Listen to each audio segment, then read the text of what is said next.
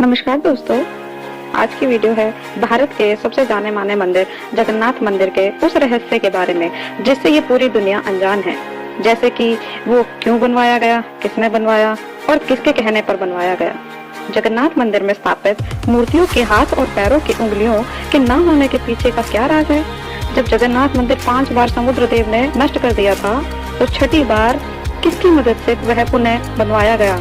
और सोचने वाली बड़ी बात ये है कि जहां पूरे देश में सभी मंदिरों में शुरू से ही छुआछूत देखने को मिलती थी, वहीं दूसरी ओर जगन्नाथ जी के मंदिर में उसका नाम और निशान भी नहीं है।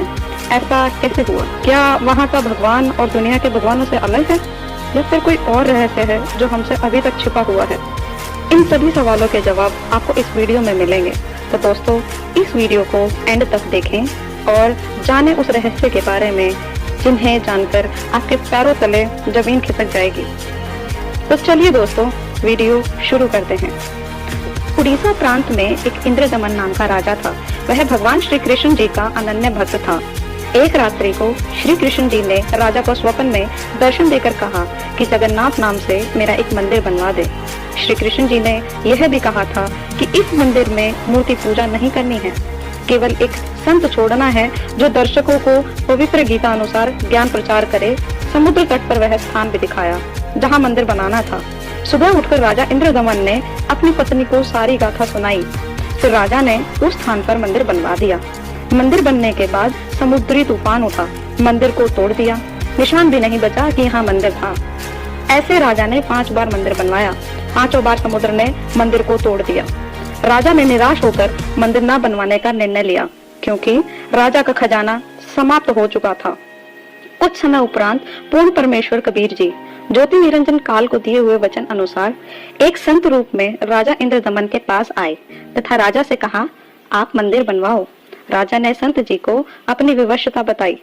तब संत जी ने कहा कि अब की बार समुद्र आपका मंदिर नहीं तोड़ पाएगा।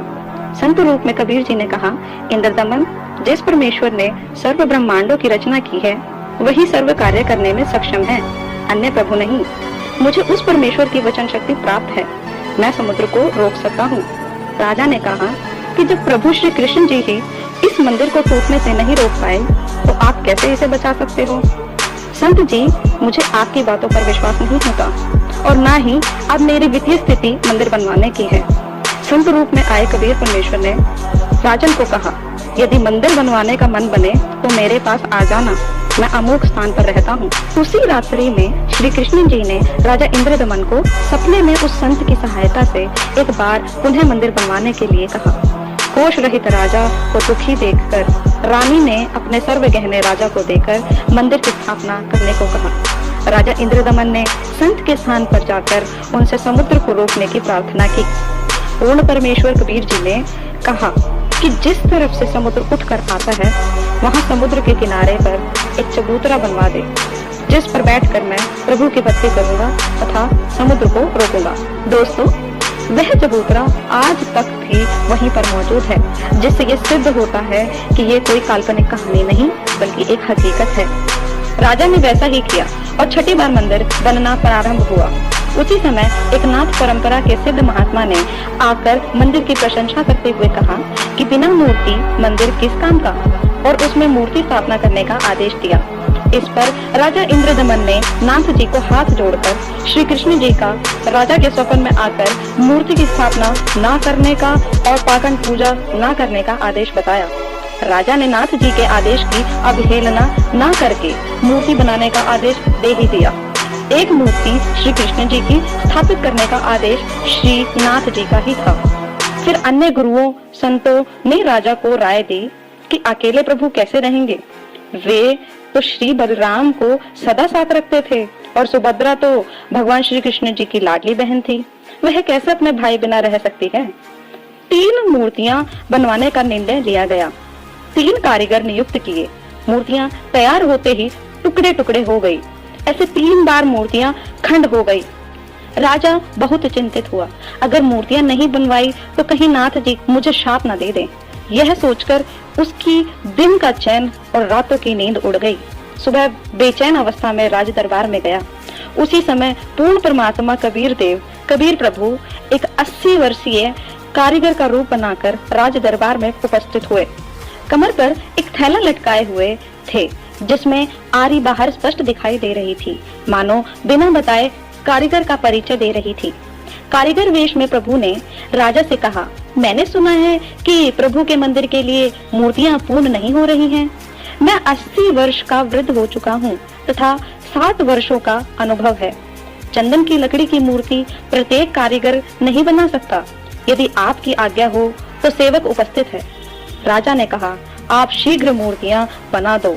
वृद्ध कारीगर रूप में आए कबीर प्रभु ने राजा से एक कमरे की मांग की जिसका दरवाजा बंद करके वह प्रभु की मूर्तियां स्वच्छता से तैयार करेंगे। हाँ, मूर्तियां जब तैयार हो जाएंगी तब दरवाजा खुलेगा। यदि बीच में किसी ने खोल दिया तो जितनी मूर्तियां बनेंगी उतनी ही रह जाएंगी। राजा ने कहा, जैसा आप उचित समझो वैसा करो। 12 दिन मूर्तियां बनाते हो गए तो नाथ जी आ गए। नाथ जी ने राजा से मूर्तियों के बारे में पूछा। तब राजा ने मूर्तियों के टुकड़े दिखाकर उनकी आधी बनते ही टुकड़े टुकड़े हो जाने की समस्या बताई। नाथ जी ने कहा कि मूर्ति अवश्य बनवानी है, अब बनवाओ, मैं देखता हूँ कैसे मूर्ति टूटती है। राजा ने नाथ जी को 80 वर्षीय कारीगर के बारे में बताया और वह यह भी बताया कि यदि किसी ने बीच में द्वार खोल दिया तो जितनी मूर्तियां बनी होंगी उतनी ही रह जाएंगी और वह तभी बाहर आएगा जब मूर्तियां पूरी तरह बनकर तैयार हो जाएंगी। आज उसे मूर्ति बनाते 12 दिन हो गए हैं। ना तो बाहर निकला है, ना जलपान किया है और ना ही आहार किया है।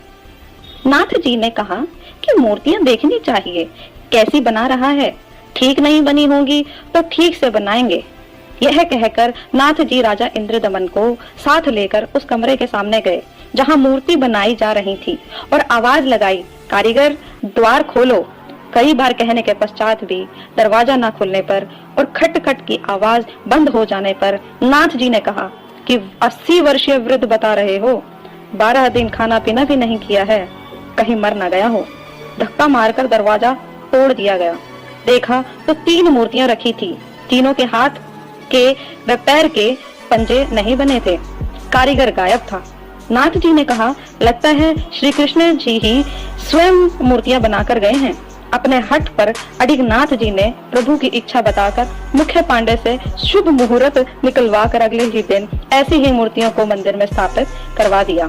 सर्व पांडे तथा मुख्य पांडा, वह राजा तथा सैनिक व श्रद्धालु मूर्तियों में प्राण स्थापना करने के लिए चल पड़े। जब प्रभु की प्राण स्थापना की सेना आ रही तब पूर्ण परमेश्वर कबीर देव एक शूद्र का रूप धारण करके मंदिर के मुख्य द्वार के मध्य में मंदिर की ओर मुख करके खड़े हो गए। निकट आकर मुख्य पांडे ने शूद्र रूप में खड़े परमेश्वर को ऐसा धक्का मारा कि दूर जाकर गिरे तथा एकांत स्थान पर शूद्र लीला करते हुए बैठ गए। राजा सहित सर्व श्रद्धालुओं को अचंभा हुआ जब उन्होंने मंदिर की सर्व मूर्तियों को उसी शूद्र रूप परमेश्वर का रूप धारण किए हुए देखा। मुख्य पांडा कहने लगा, प्रभु क्रुद्ध हो गया है क्योंकि मुख्य द्वार को उस शूद्र ने अशुद्ध कर दिया है, इसीलिए सर्व मूर्तियों ने शूद्र रूप धारण कर लिया है। बड़ा अनिष्ट हो गया है। कुछ समय उपरांत मूर्तियों का वास्तविक रूप हो गया। गंगा जल से कई बार स्वच्छ करके प्राण स्थापना की गई। कबीर जी ने कहा, अज्ञानता वह पाखंडवाद की चरम सीमा देखें। कारीगर मूर्ति को भगवान बनाता है, फिर पुजारी या अन्य संत उस मूर्ति रूपी भगवान में प्राण डालता है, अर्थात प्रभु को जीवन दान देता है। तब वह मिट्टी या लकड़ी का प्रभु कार्य सिद्ध करता है। वाह रे पाखंडियों, मूर्ख, खूब बनाया। प्रभु प्रेमी आत्माओं को। मूर्ति स्थापना हो जाने के कुछ दिन पश्चात लगभग 40 फुट ऊंचा समुद्र का जल उठा, जिसे समुद्री तूफान कहते हैं, तथा बहुत वेग से मंदिर की ओर चला। सामने कबीर परमेश्वर चबूतरे पर बैठे अपना एक हाथ उठाकर जैसे आशीर्वाद देते हैं, समुद्र उठा का उठा रह गया तथा पर्वत की तरफ खड़ा रहा, आगे नहीं बढ़ सका। विप्र रूप बनाकर समुद्र आया तथा चबूतरे पर बैठे प्रभु से कहा कि भगवान, आप मुझे रास्ता दे दो, मैं मंदिर तोड़ने जाऊंगा। प्रभु ने कहा कि यह मंदिर नहीं, महल यानी आश्रम है। इसमें विद्वान पुरुष रहा करेगा तथा पवित्र गीता जी का ज्ञान दिया करेगा। आपका इसको विध्वंस करना शोभा नहीं देगा। समुद्र ने कहा कि मैं इसे अवश्य तोड़ूंगा। प्रभु ने कहा कि जाओ, कौन रोकता है? प्रभु ने कहा, समुद्र ने कहा कि मैं विवश हो गया हूँ, आपकी शक्ति अपार है, मुझे रास्ता दे दो प्रभु। परमेश्वर कबीर साहिब जी ने पूछा कि आप ऐसा क्यों कर रहे हो? विप्र रूप में उपस्थित समुद्र ने कहा कि जब यह श्री कृष्ण जी त्रेता युग में श्री रामचंद्र रूप में आया था, तब इसने मुझे अग्निबाण दिखाकर बुरा भला कहकर अपमानित करके रास्ता मांगा था। मैं वह प्रतिशोध लेने जा रहा हूँ। परमेश्वर कबीर जी ने कहा कि प्रतिशोध तो आप पहले ही ले चुके हो, आपने द्वारिका को डुबो रखा है। समुद्र ने कहा कि अभी पूर्ण नहीं डुबा पाया हूँ, आधी रहती है।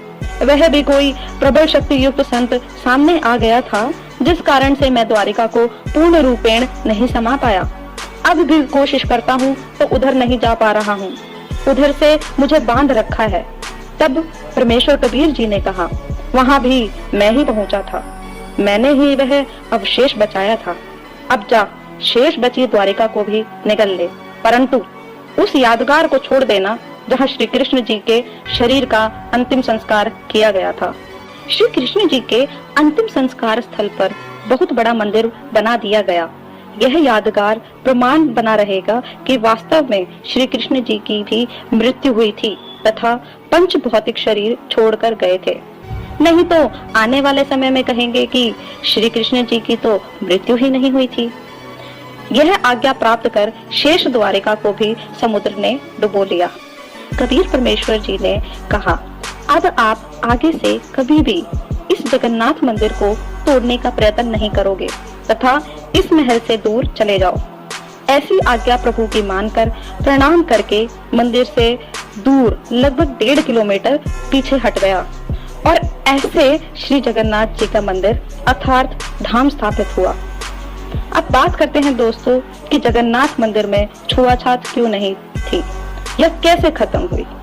कुछ समय पश्चात उस मुख्य पांडे जिसने शूद्र रूपी कबीर परमात्मा को धक्का दिया था, उसको कोढ़ का रोग लग गया और उसके शरीर का चाम कट कट कर गिरने लगा। वह परमात्मा से कहता कि या तो मुझे ठीक कर दो या मार दो।